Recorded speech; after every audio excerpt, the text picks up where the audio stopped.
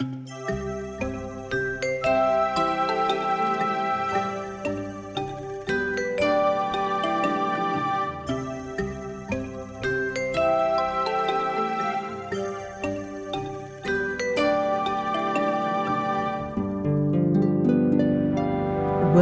to the marvelous land of Oz.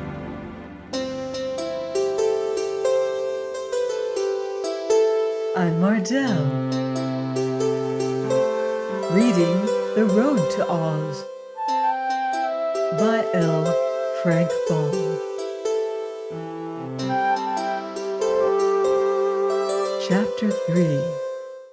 A Queer Village. Button-Bright took the Shaggy Man's hand willingly, for the Shaggy Man had the love magnet, you know, which was the reason Button-Bright had loved him at once. They started on with Dorothy on one side and Toto on the other, the little party trudging along more cheerfully than you might have supposed. The girl was getting used to queer adventures, which interested her very much. Wherever Dorothy went, Toto was sure to go like Mary's little lamb. Button-Bright didn't seem a bit afraid or worried because he was lost, and the Shaggy Man had no home, perhaps, and was as happy in one place as in another. Before long, they saw ahead of them a fine big arch spanning the road, and when they came nearer, they found that the arch was beautifully carved and decorated with rich colors. A row of peacocks with spread tails ran along the top of it, and all the feathers were gorgeously painted. In the center was a large fox's head, and the fox wore a shrewd and knowing expression, and had large spectacles over its eyes, and a small golden crown with shiny points on top of its head. While the travelers were looking with curiosity at this beautiful arch, there suddenly marched out of it a company of soldiers. Only the soldiers were all foxes dressed in uniforms.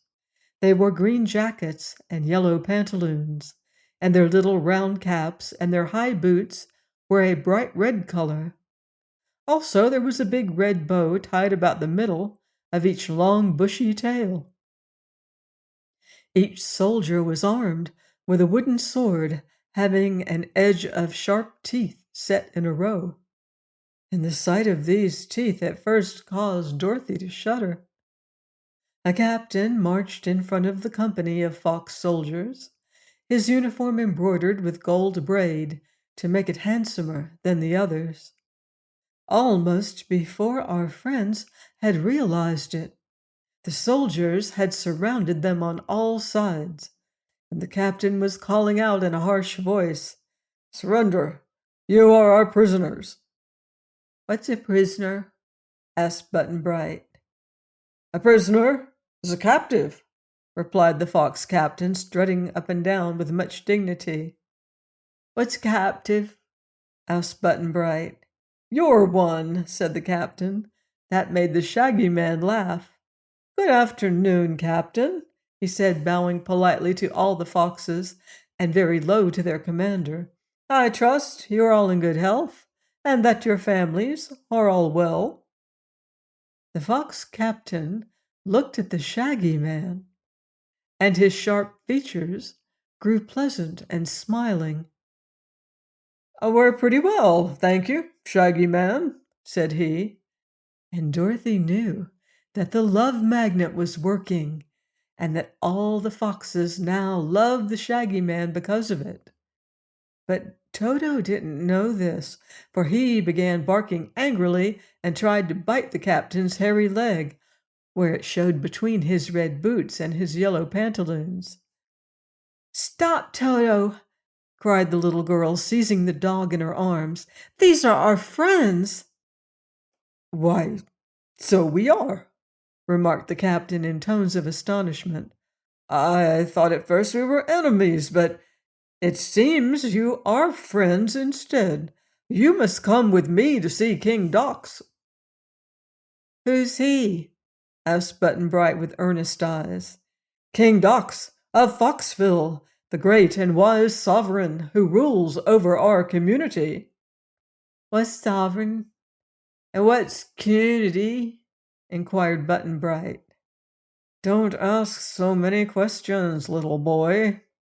Why? Ah, why indeed? Exclaimed the captain, looking at Button-Bright admiringly. If you don't ask questions, you will learn nothing. True enough, I was wrong. You're a very clever little boy, come to think of it. Very clever indeed.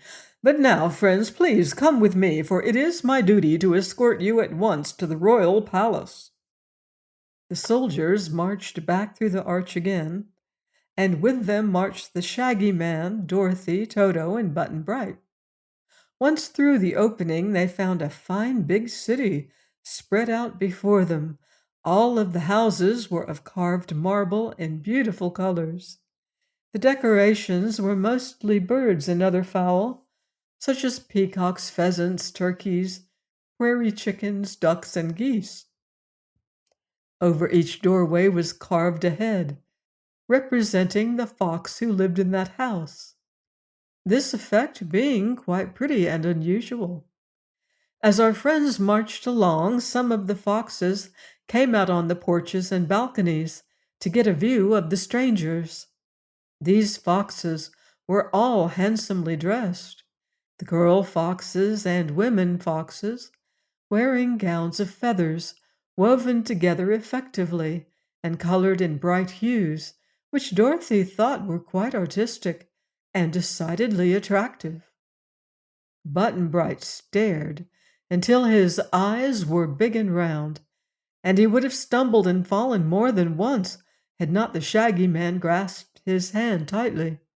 They were all interested, and Toto was so excited he wanted to bark every minute and to chase and fight every fox he caught sight of. But Dorothy held his little wiggling body fast in her arms and commanded him to be good and behave himself. So he finally quieted down like a wise doggy, deciding there were too many foxes in Foxville to fight at one time. By and by they came to a big square, and in the center of the square stood the royal palace. Dorothy knew it at once because it had over its great door the carved head of a fox, just like the one she had seen on the arch. And this fox was the only one who wore a golden crown. There were many fox soldiers guarding the door, but they bowed to the captain and admitted him without question. The captain led them through many rooms where richly dressed foxes were sitting on beautiful chairs or sipping tea, which was being passed around by fox servants in white aprons. They came to a big doorway covered with heavy curtains of cloth of gold. Beside this doorway stood a huge drum. The fox captain went to this drum and knocked his knees against it, first one knee and then the other, so that the drum said boom, boom. You must all do exactly what I do, ordered the captain. So the Shaggy Man pounded the drum with his knees, and so did Dorothy, and so did Button-Bright. The boy wanted to keep on pounding it with his little fat knees because he so liked the sound of it. But the captain stopped him.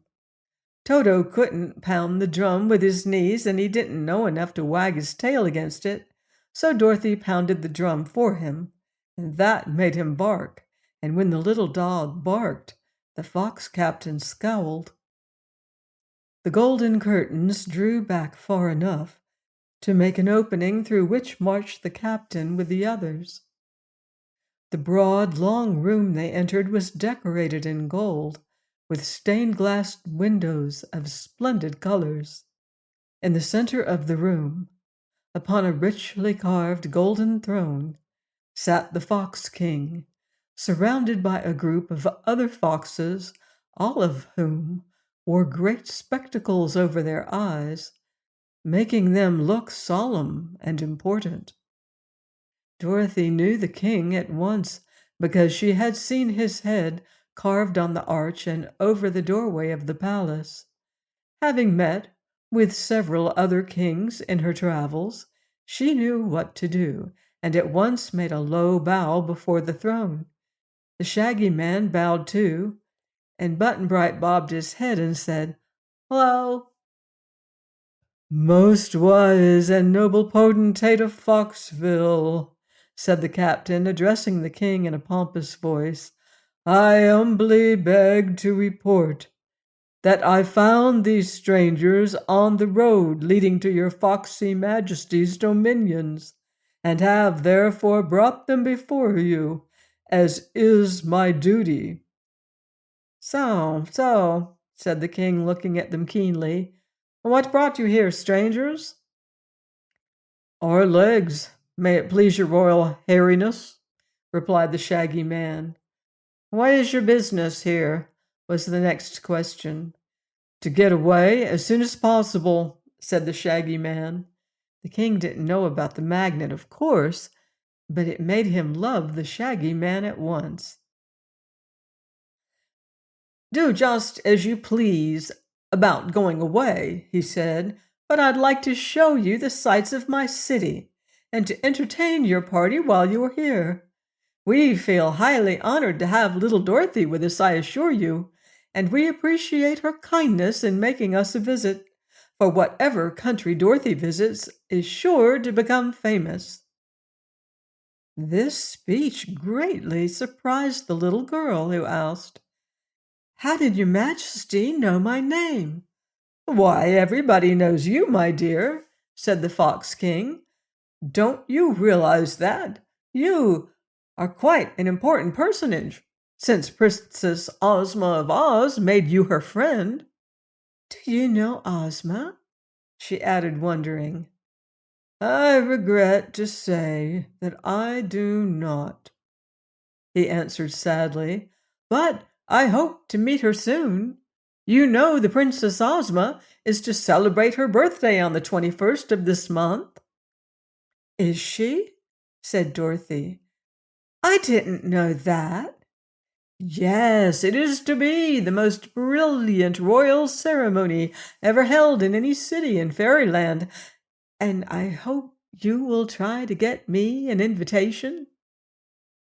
Dorothy thought a moment. "I'm sure Ozma would invite you if I asked her," she said.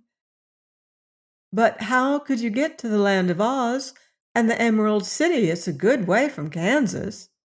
"Kansas?" he exclaimed, surprised. "Why, yes. We are in Kansas now, aren't we?" she returned. "What a queer notion!" cried the Fox King, beginning to laugh. "What ever made you think this is Kansas?" "I left Uncle Henry's farm only about 2 hours ago." "Oh, that's the reason?" she said, rather perplexed. "But tell me, my dear, did you ever see so wonderful a city as Foxville in Kansas?" he questioned. "No, your Majesty." "And haven't you traveled from Oz to Kansas in less than half a jiffy, by means of the silver shoes and the magic belt?" "Yes, your Majesty," she acknowledged. "Then why do you wonder that an hour or two could bring you to Foxville, which is nearer to Oz than it is to Kansas?" "Dear me!" exclaimed Dorothy. "Is this another fairy adventure?" "It seems to be," said the Fox King, smiling. Dorothy turned to the Shaggy Man, and her face was grave and reproachful. "Are you a magician or a fairy in disguise?" she asked. "Did you enchant me when you asked the way to Butterfield?" The Shaggy Man shook his head. "Who ever heard of a shaggy fairy?" he replied. "No, Dorothy, my dear, I'm not to blame for this journey in any way, I assure you.